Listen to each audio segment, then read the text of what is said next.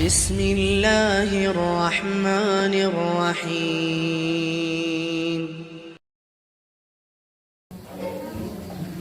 السلام عليكم ورحمة الله وبركاته. الحمد لله الذي أنزل على عبده الكتاب ولم يجعل له عوجا. الحمد لله فاطر السماوات والأرض جاعل الملائكة رسلا أولي أجنحة مثنى وثلاث ورباع يزيد في الخلق ما يشاء إن الله على كل شيء قدير. وأصلي وأسلم على الرحمة المهداة والنعمة المسداة محمد بن عبد الله وعلى آله وأصحابه ومن اهتدى بهداه إلى يوم القيامة. Alhamdulillah, senantiasa kita memuji Allah Subhanahu wa taala, kita memuji kesempurnaannya, memuji kesempurnaan nama-nama dan sifat-sifat yang Allah tetapkan untuk dirinya. Sekaligus kita memuji kesempurnaan segala hal yang Allah tetapkan. Apakah yang ditetapkan itu berupa syariat Islam untuk hamba-hambanya, semuanya sempurna, ataupun ketetapan berupa takdir qada bagi makhluk-makhluknya, semuanya memiliki hikmah di balik itu semuanya di atas rahmat dari Allah Subhanahu wa taala. Tidak ada sedikit pun yang Allah tetapkan itu menunjukkan kekurangan Allah Subhanahu wa taala. Maka kita selalu memujinya dengan berucap alhamdulillahirabbil alamin. Sekaligus kita bersyukur kepada Allah atas limpahan nikmat yang Allah karuniakan kepada kita semuanya. Nikmat terbesar tentunya iman, ya, yakni kita bisa tetap berada di atas keimanan, dan itu adalah sebagai akibat dari taufik dan hidayah yang Allah berikan kepada kita. Maka nikmat terbesar bagi kita tentunya adalah taufik dan hidayah darinya, yang dengannya pula kita bisa membuktikan keimanan itu dengan amalan-amalan ketaatan kepada Allah Subhanahu wa taala. Di antaranya adalah salat 5 waktu yang Allah wajibkan untuk kita semuanya. Alhamdulillah, pada sore hari ini atau pada malam hari ini kita bisa menjalankan ibadah salat maghrib dengan berjamaah. Kaum muslimin rahimakumullah, hari ini kita akan melanjutkan pembahasan kitab Riyadhus Shalihin min kalami Sayyidil Mursalin, ya, taman-taman orang-orang saleh dari sabda-sabda Nabi sallallahu alaihi wasallam sebagai pimpinan para rasul. Hari ini kita akan melanjutkan pembahasan dari bab ke-10 yang disusun oleh Al-Imam An-Nawawi rahimahullah taala ini.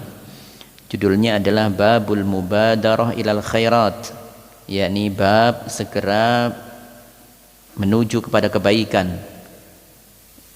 Wa hassu man tawajjaha li khairin 'ala al-iqbali 'alaihi bil jiddi min ghairi taraddud, dan seruan bagi orang yang sudah berniat untuk melakukan kebaikan untuk segera merealisasikannya, mewujudkannya tanpa ada keraguan sedikit pun. Tentu ini didasarkan dengan firman Allah Subhanahu wa taala sebagaimana dalam surat Al-Baqarah disebutkan potongan ayatnya, fastabiqul khairat, bersegeralah kalian untuk melakukan amalan-amalan kebaikan. Dalam firman Allah yang lain dalam surat Al-Imran ayat 133, Allah menyebutkan wasari'u ila maghfiratin min rabbikum wa jannah arduhas samawati wal ard uiddat lil muttaqin. Bersegeralah kalian untuk meraih ampunan dari Allah Subhanahu wa taala, Rabb kalian, dan bersegeralah untuk mendapatkan surga yang Allah janjikan. Arduhas samawati wal ard, luasnya seperti luasnya langit-langit dan bumi, dan surga itu diperuntukkan bagi orang-orang yang bertakwa. Di antara bentuk ketakwaan itu adalah dengan taat kepada perintah Allah, bukan dengan bermaksiat kepada Allah Subhanahu wa taala. Takwa itu juga adalah dengan bersyukur atas nikmat yang Allah berikan, pendengaran diberikan, hal yang bagus pendengarannya, penglihatannya juga diberikan kualitas yang bagus, ya. maka digunakan untuk hal-hal yang bagus pula. Semua anggota tubuh ya diberikan kenikmatan, kita semuanya berfungsi dengan baik, maka kita fungsikan semua itu untuk kebaikan, untuk mendapatkan ampunan dan rahmat dari Allah Subhanahu wa taala. Maka itulah ya bersyukur terhadap nikmat Allah, bukan kufur terhadap nikmat Allah, bukan menggunakan segala titipan Allah ini untuk kemaksiatan ya. Jika kenikmatan yang Allah berikan kita gunakan untuk melakukan kemaksiatan, maka itu adalah sikap kufur. Artinya tidak mau mensyukuri nikmat-nikmat Allah Subhanahu wa taala. Innal insana li rabbih lakanud. Manusia memang kebanyakan seperti itu. Tidak bersyukur kepada Allah Subhanahu wa taala. Di antara bentuk takwaan juga adalah dengan selalu mengingat Allah kapanpun, dimanapun, dalam kondisi apapun, dalam kondisi sehat, kondisi sakit ya, kondisi berkecukupan maupun tidak, tetap mengingat Allah Subhanahu wa taala. Bukan dengan melupakan Allah. Ingat Allah di dalam kondisi tertentu, namun sengaja melupakan Allah dalam kondisi tertentu. Ingat Allah dalam keadaan sulit, dalam keadaan susah, namun kemudian melupakan Allah ketika dia dikaruniai kebahagiaan oleh Allah Subhanahu wa taala. Maka itu bukan ketakwaan. Ketakwaan harus selalu mengingat Allah kapanpun, dengan mempelajari dan menunaikan hak-haknya Al-Quran sebagai kalamullah ya, itu adalah diantara bentuk ketakwaan, yakni tidak melupakan Allah Subhanahu wa taala, memperbanyak zikir. Itu adalah hal yang baik. Hari ini insya Allah kita akan melanjutkan pembahasan tentang bab yang tadi sudah kita sebutkan ini, dan kita masuk kepada hadis yang kedua. Hadis yang pertama kemarin mengingatkan kita tentang hadis Nabi sallallahu alaihi wasallam, badiru bil a'mali fitanan ka qita'il lailil muzlim. Bersegeralah kalian untuk beramal saleh sebelum datang fitnah-fitnah yang begitu banyak, yang begitu kompleks fitnahnya. Ka qita'il lailil muzlim, yang mana fitnah-fitnah tersebut ibarat malam yang gelap ya, yusbihur rajulu mu'minan wa yumsi kafiran, sehingga membuat seorang laki-laki awalnya beriman di pagi hari, karena ada fitnah maka secepat itu pula ia berubah menjadi kafir. Fitnahnya besar. Wa yumsi mu'minan wa yusbihu kafiran, dan ketika ada orang mukmin di sore harinya kafir, pagi hari sudah menjadi kafir. Sore harinya masih mukmin tapi pagi hari sudah menjadi kafir. Kenapa? Yabi'u dinahu bi'aradin minad dunya. Ia berani menjual agamanya demi masalah dunia, demi aspek materi duniawi ya. Maka ini kita diperintahkan untuk tidak menunda-nunda beramal saleh. Badiru bil a'mal ya, badiru bil a'mal. Siapapun nanti akan mengalami penyesalan, yaumal hasrah ya, wa anzirhum yaumal hasrah ya. Peringatkan kepada mereka ada hari penyesalan ya, hari penyesalan. Nanti di hari kiamat nanti semuanya menyesal. Orang kafir yang pertama kali menyesal pasti orang kafir. Orang beriman ada yang menyesal. Karena apa? Karena surga itu ternyata tidak hanya satu, tingkatannya ada banyak, ada 100. Kata Nabi sallallahu alaihi wasallam, innalil jannati mi'atu darajat. Sesungguhnya surga itu memiliki 100 tingkatan. Fa idza sa'altumuhu fas'alil firdaus. Kata Nabi sallallahu alaihi wasallam, jika kalian meminta kepada Allah surga, maka langsung saja minta firdaus. Minta surga firdaus. Innaha awsatuha wa a'laha. Karena surga firdaus itu adalah surga tertinggi dan terbaik. Maka orang beriman pun juga akan mengalami penyesalan. Kenapa dulu saya tidak melakukan ini? Kenapa dulu saya tidak melakukan ini? Setiap amal saleh itu yang terlewatkan akan mengundang penyesalan. Sampai itu orang beriman sudah selamat, meskipun sudah selamat, oh iya sudah aman, timbangannya sudah berat dan sudah lolos masuk surga. Tapi lihat, karena memang ada tingkatan-tingkatan derajat.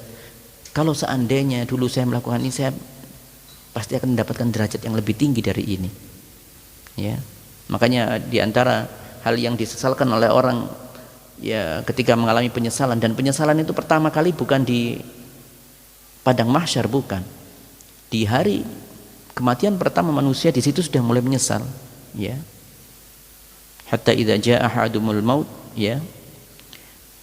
Yakni ketika kematian datang kepada mereka, ya.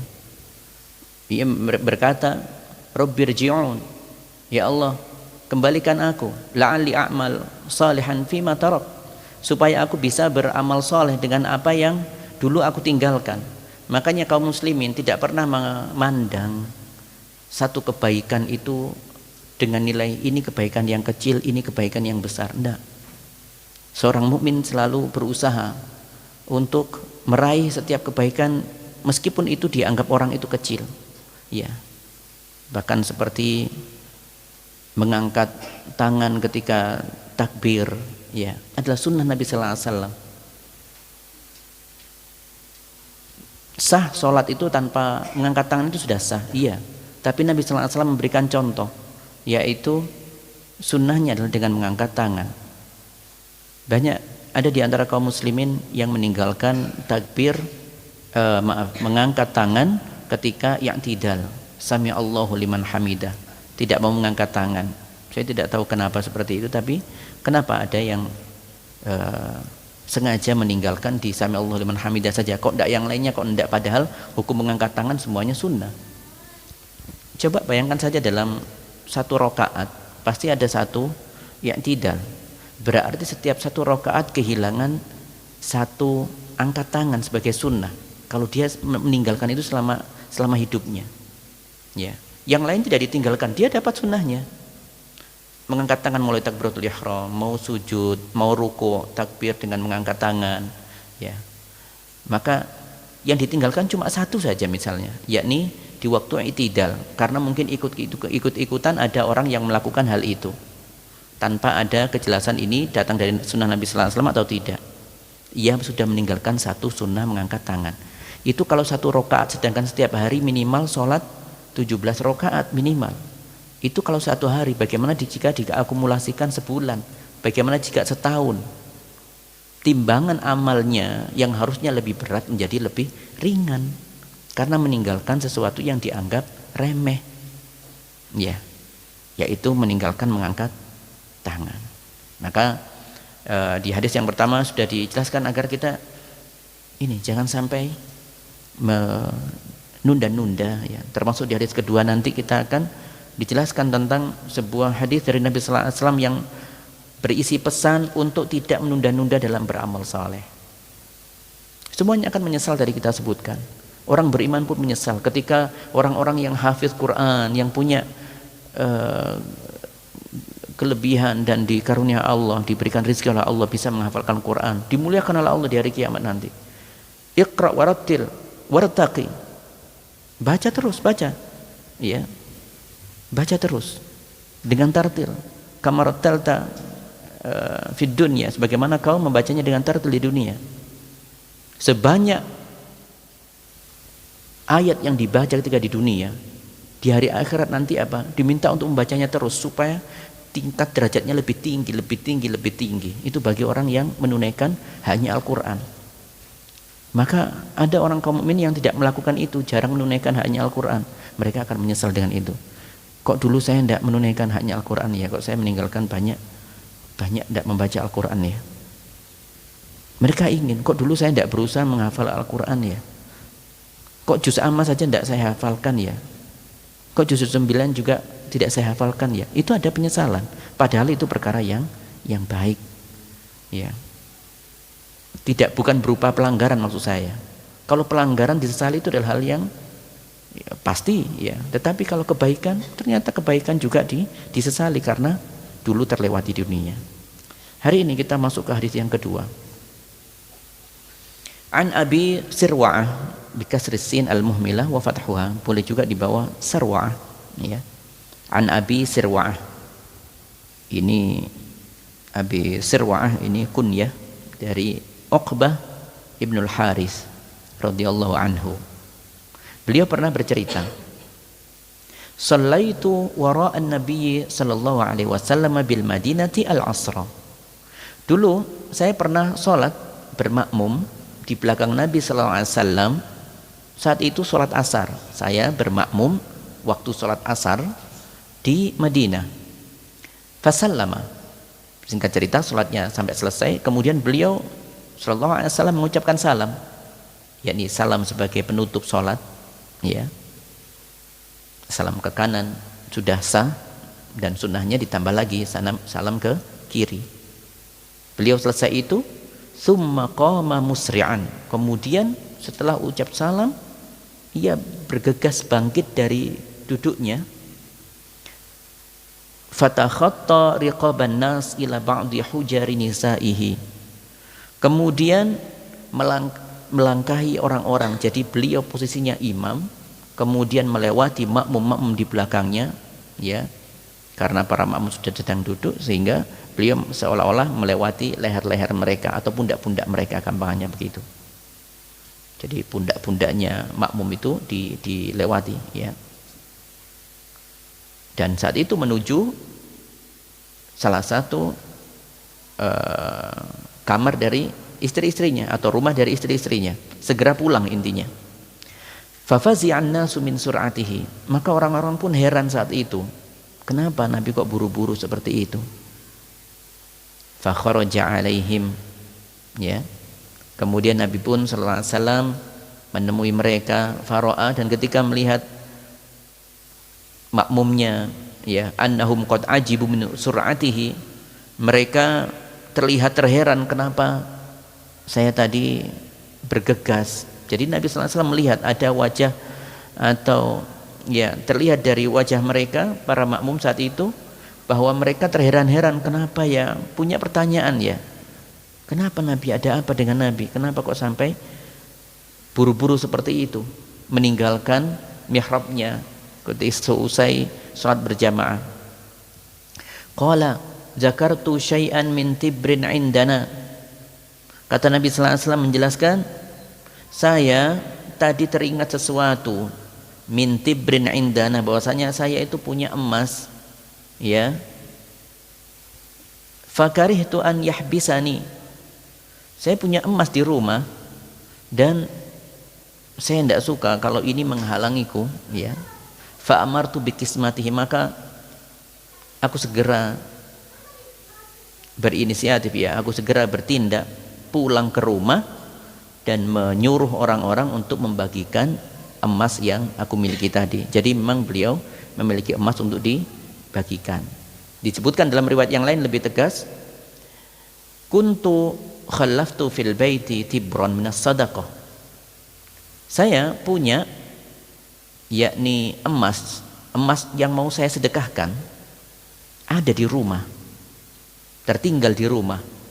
Fakarihtu an ubayyitahu, ya, dan saya tidak mau berlama-lama memiliki emas itu, saya ingin segera sebelum malam tiba sudah aku sedekahkan.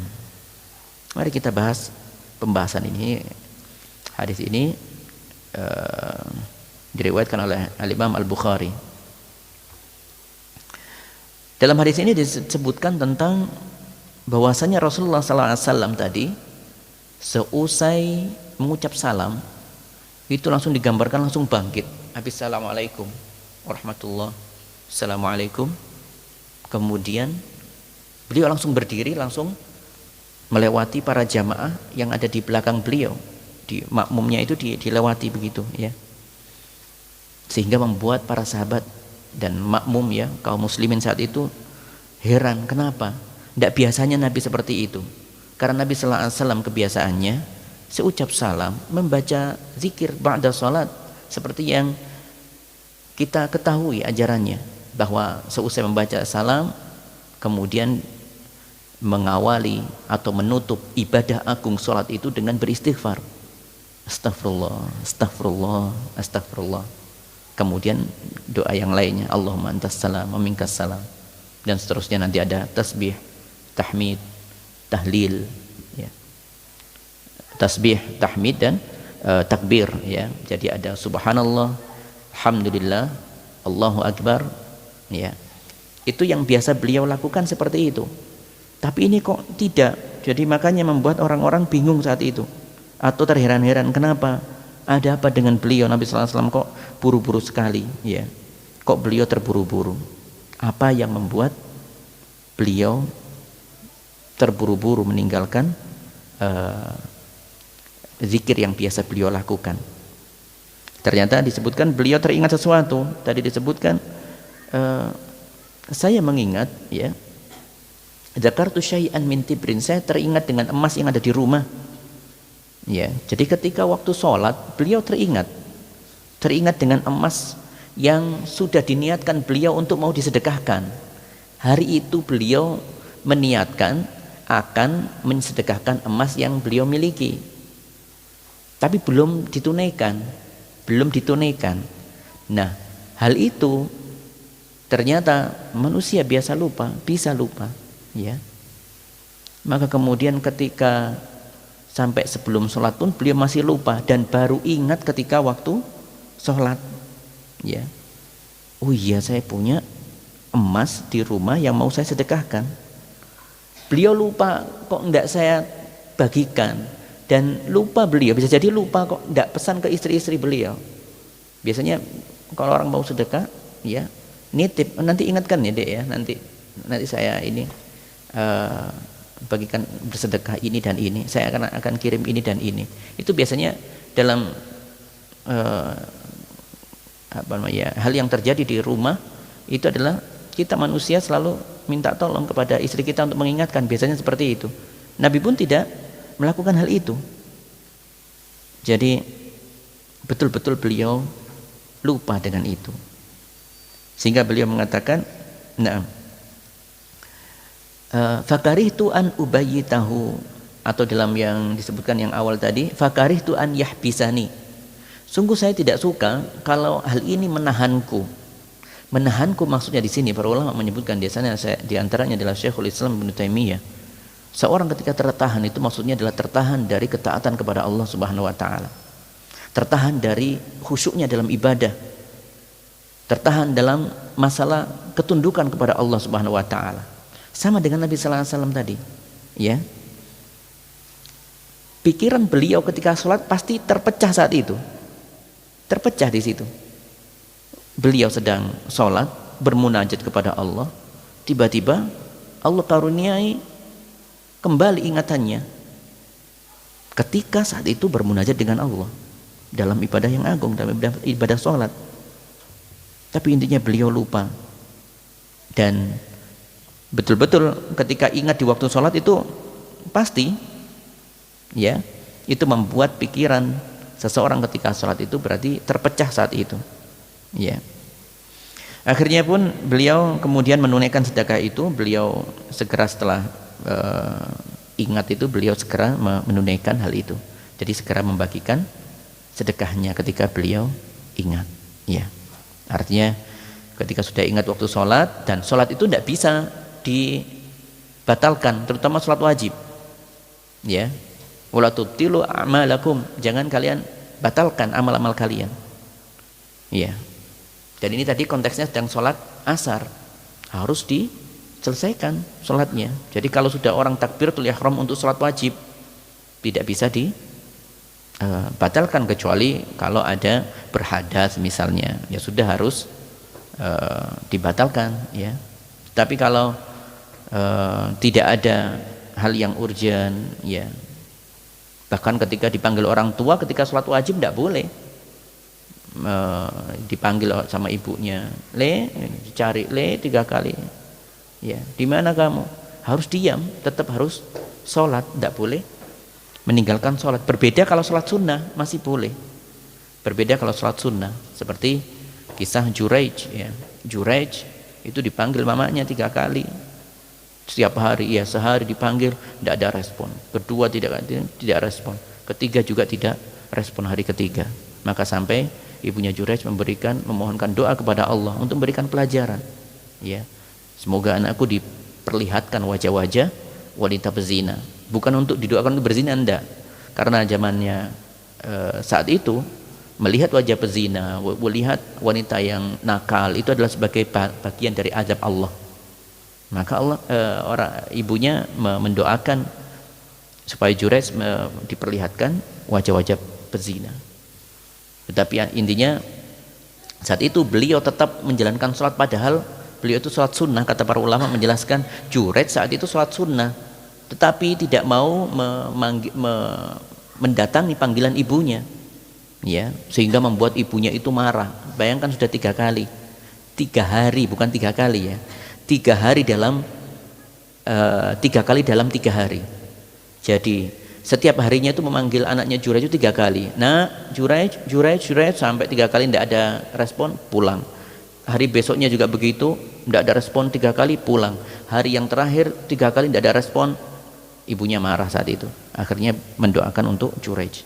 Tapi bahasan kita di sini kaum muslimin, untuk sholat tidak bisa dibatalkan. Jadi harus diselesaikan. Makanya Nabi sallallahu alaihi wasallam menyelesaikan sholatnya, dan ketika usai beliau segera bangkit. Ya, tadi seperti yang sudah kita jelaskan. Di sini kita sebutkan bahwasanya ada faedah yang bisa kita ambil di sini. Di antaranya adalah setiap harta yang bertambah pada diri manusia itu bisa mengotori kejernihan hatinya. Jadi setiap ada penambahan harta pada diri seseorang itu berpeluang untuk mengotori kejernihan hatinya. Ini kita bicara sosok yang paling mulia, Nabi sallallahu alaihi wasallam. Orang paling takut kepada Allah, orang yang paling bertakwa kepada Allah daripada seluruh manusia yang pernah ada. Beliau teralaikan dengan harta yang dimilikinya. Padahal harta ini bukan digunakan untuk hal macam-macam, untuk sedekah. Ya. Sampai membuat beliau tidak konsentrasi, membuat lupa, ya. Membuat lupa diri, ya, membuat lupa. Ya. Sehingga efeknya adalah ketika sholat harusnya khusyuk, ya, ternyata pikirannya sempat terpecah di waktu sholat meskipun sebentar, karena teringat dengan emas yang mau disedekahkannya itu ternyata belum ditunaikan, masih ada di rumah. Kaum muslimin rahimakumullah, ibadah itu bukan sekedar kita melaksanakan ibadah begitu saja seperti melakukan ibadah sholat. Sesungguhnya kita tidak diperintahkan untuk yang penting takbir kemudian membaca sampai salam, itu aja enggak. Tetapi ada hal yang penting di situ adalah menghadirkan hati dalam sholat, ada kekhusyuan dalam sholat. Itu adalah perkara yang penting, perkara yang penting. Setiap ibadah membutuhkan ini. Orang mau membaca Al-Quran juga menghadirkan hatinya. Orang berzikir membutuhkan kehadiran hati, tidak kemudian berzikir sebatas gerakan-gerakan lisan ini aja, ya, gerakan-gerakan lidah dan bibir itu saja, tidak.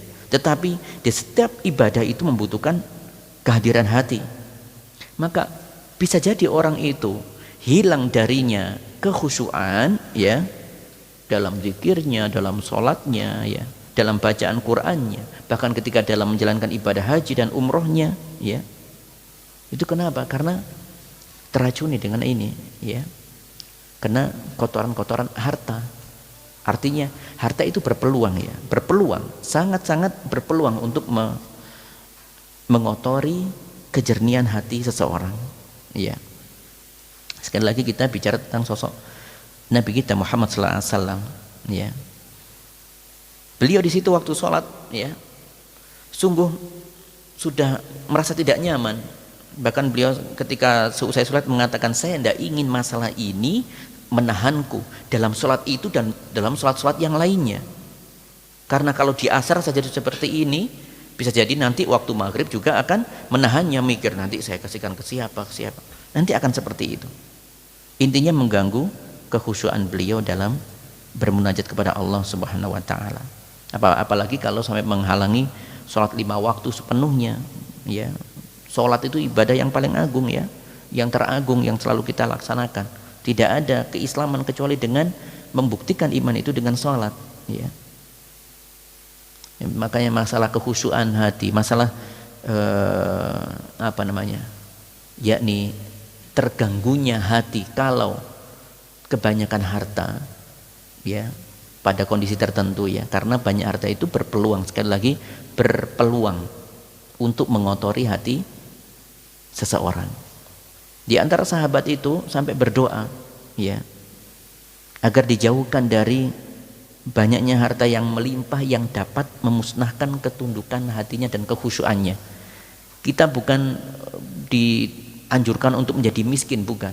Tetapi kita melihat bahwasanya para sahabat Nabi paham maksudnya memiliki harta itu jangan sampai diberikan harta yang bisa melupakan akhiratnya sampai menghilangkan kekhusyuannya dalam beribadah. Itu poinnya. Bukan memiliki harta itu sesuatu yang tercela, enggak. Bahkan itu menjadi sesuatu yang mulia ketika digunakan sebagai jalan kendaraan untuk mendapatkan ridho Allah.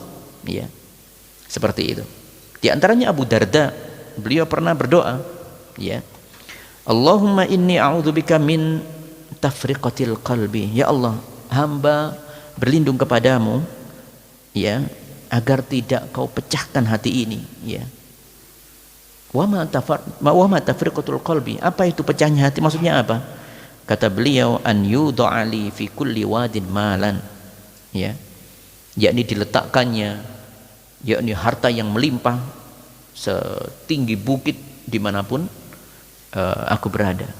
Intinya beliau berusaha untuk apa? Menjauhkan dari harta kalau banyak yang bisa membuat pikirannya itu terpecah kemana-mana. Orang kalau memiliki harta banyak tentu hal yang lumrah, yang normal, ya, hal yang lumrah, manusiawi. Selalu memikirkan, oh iya toko saya bagaimana ya, oh iya perkebunan saya bagaimana ya, oh iya toko saya yang di sana bagaimana, ruko saya yang di sana bagaimana ini, ya, pabrik saya yang di sana bagaimana. Itu selalu menyertai manusia secara umum seperti itu, ya. Dan ini hanya terjadi, keadaan seperti ini hanya terjadi kepada orang-orang yang hatinya sangat cinta kepada dunia dan hatinya selalu terikat dengan materi duniawi. Dan ini sudah diingatkan oleh Allah Subhanahu wa taala, ya, wa tuhibbunal mala hubban jamma. Kalian manusia itu paling senang dengan harta. Dalam firman yang lain disebutkan, wa innahu lihubbil khairi lasyadid. Manusia itu urusan dengan harta senangnya luar biasa, ya. Makanya kita saat ini bicara tentang orang-orang yang hatinya melekat dengan dunia, tidak memiliki orientasi akhirat, nanti akan mengalami hal ini, ya. Padahal Nabi tadi tidak memiliki orientasi dunia sama sekali, tidak ada orientasi akhirat saja. Masalah dengan harta itu sudah sempat membuat hatinya, pikirannya terpecah waktu sholat. Bagaimana dengan orang-orang seperti kita, ya. Adapun seorang mukmin yang mengenal tentang hakikat dunia itu apa, hatinya maka tidak akan pernah lekat dengan dunia. Ia mudah ridho dengan apa yang Allah tetapkan untuk dirinya. Masalah duniawi dia mudah ridho dengannya, ya. Ya sudah, harta sekedar titipan, ya. Terkadang dicukupi melimpah dia bersyukur, ketika diambil oleh Allah tidak diberikan kecukupan, ya sudah, ini ketetapan Allah. Mudah ridho kalau orang beriman itu. Kalau diberikan kenikmatan dunia melimpah, dunia cukup diletakkan di genggaman tangannya saja, tidak masukkan di dalam hatinya, ya. Kita melihat para sahabat banyak yang kaya, banyak. Bukan sahabat, para ulama banyak yang kaya. Kita lihat Abu Bakar As-Siddiq, hartanya banyak, tapi keimanannya luar biasa. Utsman bin Affan, hartanya banyak, tapi tetap hatinya melekat dan berorientasi kepada akhirat, ya. Adapun manusia saat ini, kaum muslimin,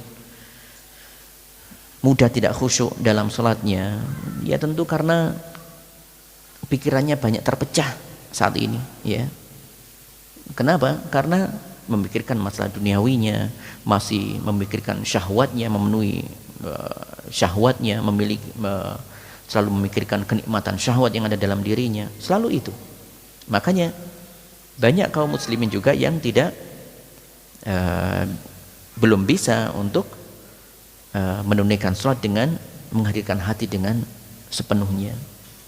Seandainya kita selalu mengingat firman Allah Subhanahu wa taala, ya'lamu annamal hayatud dunya la'ibun wa lahun, ya, wa zinah wa tafakhurum bainakum wa takatsurum fil amwali wal aulad, ya. Ketahuilah bahwasanya kehidupan dunia itu adalah permainan yang melalaikan, ya, perhiasan, wa tafakhurun bainakum, dan kemudian bermegah-megahan di antara kalian, wa takatsurun fil amwali wal aulad, berbanyak anak, ya, dan harta. Kamatsali ghaitsin, ibaratnya itu seperti, ya, seperti hujan.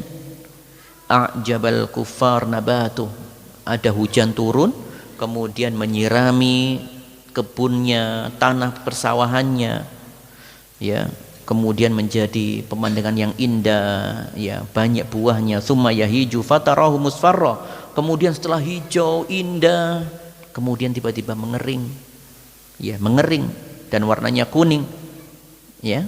Summa yakunu hutama, kemudian akhirnya juga hancur binasa tanamannya itu. Wa fil akhirati adzabun syadid wa maghfiratun minallahi wa ridwan, dan di akhirat nanti ada azab pedih, ya. Wa maghfirah minallahi wa ridwan, ada juga ampunan dari Allah dan ridho darinya subhanahu wa ta'ala. Wa mal hayatud dunya illa mata'ul ghurur, dan tidaklah kehidupan dunia itu hanyalah kesenangan yang menipu, ya. Itulah kehidupan dunia yang menipu bagi orang-orang yang hidupnya hanya berorientasi kepada dunia tanpa akhiratnya, ya. Makanya ini hamba-hambanya Allah diingatkan oleh Allah, ya, jangan kalian tertipu dengan dunia, ya, harus berhati-hati dengan tipuan dunia. Adapun kehidupan dunia bagi kaum muslimin yang selalu dalam benaknya masalah akhirat, akhirat dan akhirat, dia punya harta digunakan untuk sosial, untuk membantu saudaranya, untuk kegiatan dakwah, ya, untuk kebaikan-kebaikan yang lainnya, untuk berbakti kepada orang tua, untuk memberikan hak anak-anaknya, dan semuanya dilakukan untuk peribadatan semata kepada Allah. Orientasi utamanya adalah orientasi akhirat, maka dunia itu baginya menjadi ladang amal saleh. Jadi itu bedanya orang yang berorientasi kepada dunia dan yang berorientasi kepada akhirat. Kalau orang mukmin yang menjadikan hidupnya sebagai orientasi akhirat, maka dunia itu sebagai ladang amal saleh, ya, untuk mengumpulkan bekal terbaik untuk pertemuan dengan Allah Subhanahu wa taala. Maka selalu kita minta tolong kepada Allah agar hati kita semuanya dijaga untuk selalu dikembalikan agar berorientasi kepada akhirat, untuk tidak menjadikan dunia itu menjadi prioritas kehidupan kita, ya, prioritas tujuan kehidupan kita. Di antara hal yang didoakan Nabi sallallahu alaihi wasallam atau yang biasa dibaca Nabi sallallahu alaihi wasallam, ya, wala taj'alid dunya akbar hammina, ya Allah, jangan jadikan dunia ini sebagai tujuan cita-cita utama kami hidup di dunia ini, jangan itu ya Allah. Berarti kaum muslimin selalu berdoa seperti itu, ya Allah, jangan jadikan dunia menjadi tujuan prioritas kehidupan saya ini, jangan, tetapi jadikan orientasi akhirat, orientasi yakni tujuan untuk mempersiapkan diri menghadapi pertemuan dengan Engkau, inilah ya Allah yang menjadi prioritas kami. Jadikan itu menjadi prioritas tujuan kami. Maka selalu kita minta kepada Allah, ya Allah, la taj'alid dunya akbar hammina, ya Allah, jangan jadikan dunia itu sebagai tujuan utama kami ini. Nah, jadi seperti itu. Agar yang demikian ini tentu agar kita mendapatkan bimbingan dan taufik dari Allah untuk menjadikan pertemuan dengan Allah itu menjadi tujuan utama kehidupan kita. Kita membahas tentang masih khusyuk, ya, fokus dalam sholat, dalam ibadah.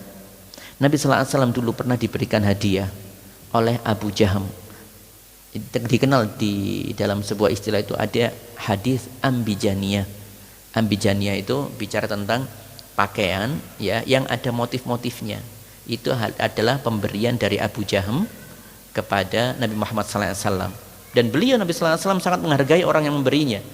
Diterima. Dan itu adalah seorang muslim juga begitu. Kalau diberikan hadiah oleh saudaranya maka diterima.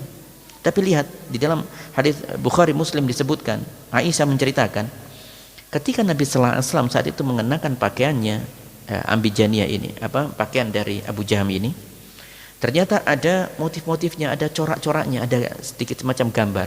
Tentu gambar tidak seperti yang sekarang ya, seperti 3D atau gambar manusia yang luar biasa. Enggak. Zaman dulu belum ada. Paling gambar itu apa? Motif-motif seleret-seleret itu loh ya. Tidak polos begitu ya. Tidak polos intinya. Ya. Ternyata apa? Itu mengganggu beliau dalam sholatnya. Ketika sholat itu beliau melihat di dadanya pakaiannya, loh ada seleret-seleret. Pikirannya beliau terpecah saat itu, ya terpecah. Makanya kemudian beliau menyuruh orang-orang izhabu bi khamisi hadhihi ila Abi Jahm. Ini kembalikan pakaian ini kepada Abu Jaham yang tadi memberikan, tapi bukan kemudian nantilah sakit hati Abu Jaham. Nabi sallallahu alaihi wasallam sudah punya cara. Ini kembalikan dan minta ke Abu Jaham, diganti dengan yang polos saja. Nah gitu.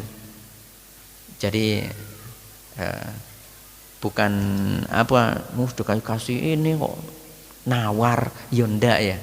Nabi sallallahu alaihi wasallam ingin menghargai pemberian Abu Jaham, sudah memberikan dengan niat baiknya, kemudian Nabi menerimanya, tetapi karena Nabi merasa terganggu dengan corak ya, motif dalam bajunya, akhirnya beliau mengembalikan, tolong kembalikan ke Abu Jaham, saya minta yang lain aja, yang ini ya, karena Abu Jaham terkenal dengan orang yang semacam desainer begitu ya, orang yang sudah biasa jahit baju dan sebagainya, ya tahu. Akhirnya dikasihkan yang polos, ya, yang polos.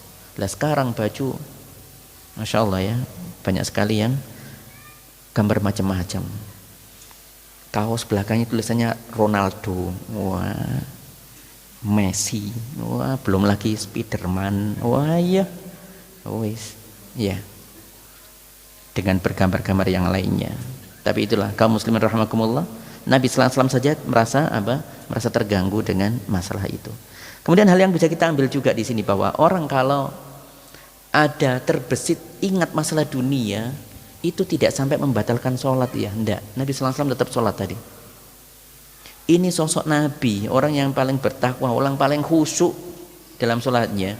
Tapi karena innama ana basyarun mislukum, saya manusia seperti kalian, punya lupa, punya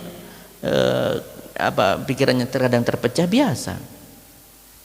Bahkan Umar bin Khattab pernah juga mengalami hal ini. Saya ketika sholat dulu pernah la ujahiza jaisan fi salati. Saya pernah mengatur strategi perang dalam sholatku. Terbesit, tapi ini kondisinya terbesit, tidak kemudian sholat kemudian saya memikirkan terus dari awal sampai akhir, tidak konsen, tidak seperti itu ya. Kita bicara Umar bin Khattab, munajatnya itu khusyuk, tidak jauh dengan kita, itu jauh sekali, tidak ada bandingannya ya, tidak bisa dibandingkan dengan kita. Beliau terkadang muncul terbesit karena beliau punya tanggung jawab moral. Ini gimana pasukan saya, ini untuk mujahidin fisabilillah bagaimana, untuk kemenangan dan kebanggaan kaum muslimin bagaimana ini di medan perang ini, dipikirkan. Sempat terlintas dia memikir strategi, kemudian kembali fokus ke sholatnya, boleh. Tapi kalau total dari awal sampai akhir mikirkan yang masalah dunia, apalagi tidak ada hubungannya dengan ibadah. Kalau Nabi mikirnya sedekah, kalau Umar mikirnya dengan jihad fisabilillah, ibadah semua itu. Lah kita mikir apa? Kontakku nangen di semang kontakku kira wali, mikir macam-macam istilah. Waduh, sandalku anyar iki ngarep masjid iki. Apa iki? Mikir sandalnya itu. Tuku nang Mekah iku. 3.000 real. Waduh. Oleh-oleh dari Mekah. Weman. Ternyata karena masalah seperti itu bisa apa? Bisa mengakibatkan kita tidak fokus. Intinya sekarang pesan dari hadis ini juga untuk bergegas, jangan sampai halangan itu datang. Halangan itu banyak, ada kesibukan yang kita tidak bisa membendungnya, ada musibah sakit misalnya ya, atau faktor-faktor yang luar yang lainnya, faktor eksternal lainnya itu banyak ya, banyak. Apalagi tamu yang pasti datang ya, ini kematian ya. Wa ma tadri nafsun madza taksibu ghadan wa ma tadri nafsun bi ayyi ardin tamut. Tidak ada satupun dari manusia itu tahu ya kapan dia meninggalnya itu di mana ya, dan dia tidak tahu dia masih bisa beramal tidak besok hari. Makanya kita jangan sampai menunda-nunda untuk beramal soleh, cepat gercep dalam menyambut amal soleh. Sudah terniat, niat itu segera diwujudkan, ya, segera diwujudkan. Dan amal soleh itu termasuk masalah sedekah, tidak harus dengan harta yang banyak, ada berapapun, apapun yang kita miliki, sekecil apapun tetap kita jadikan sebagai tunggangan akhirat kita. Kata Nabi sallallahu alaihi wasallam, ittaqun nar walau bisyakki tamrin. Bertakwalah kepada Allah meskipun dengan secuil korma. Seperti Aisyah Ummul Mukminin memberikan cuma 3 butir korma kepada seorang ibu yang bawa 2 anaknya. Subhanallah, modal 3 butir korma. Maka ini kaum muslimin rahimakumullah, ya, kita untuk beramal soleh tidak kemudian menunda-nunda, justru harus apa? Semangat, bersegera, bahkan proaktif, ya, cari. Proaktif itu bukan hanya di masalah dunia saja, tapi proaktif dalam mencari ridha Allah, dalam mencari ampunan Allah. Itu harus dimiliki oleh setiap kaum muslimin, ya. Ingat, waktu dan kesempatan itu sangatlah berharga dan tidak bisa diulang kembali. Maka bersegera untuk beramal soleh. Ya, semoga Allah menjadikan kita hamba-hambanya yang bertakwa kepada Allah, hamba-hamba yang tidak menunda-nunda dalam beramal saleh. Semoga Allah menjadikan kita hamba-hambanya yang bersegera dalam menjemput kebaikan, menjemput rahmatnya, menjemput ampunannya, dan untuk meraih surganya yang tertinggi di sisinya kelak di hari kiamat nanti. Amin ya rabbal alamin. Baik, hadis kedua sudah selesai. Insyaallah pada pertemuan berikutnya kita masuk hadis yang ketiga. Kita cukupkan dulu pertemuan di malam hari ini dengan mohon ampun kepada Allah dengan membaca kafaratul majlis. Subhanakallahumma hamdika asyhadu an la ilaha illa anta astaghfiruka wa atubu ilaik. Assalamualaikum warahmatullahi wabarakatuh.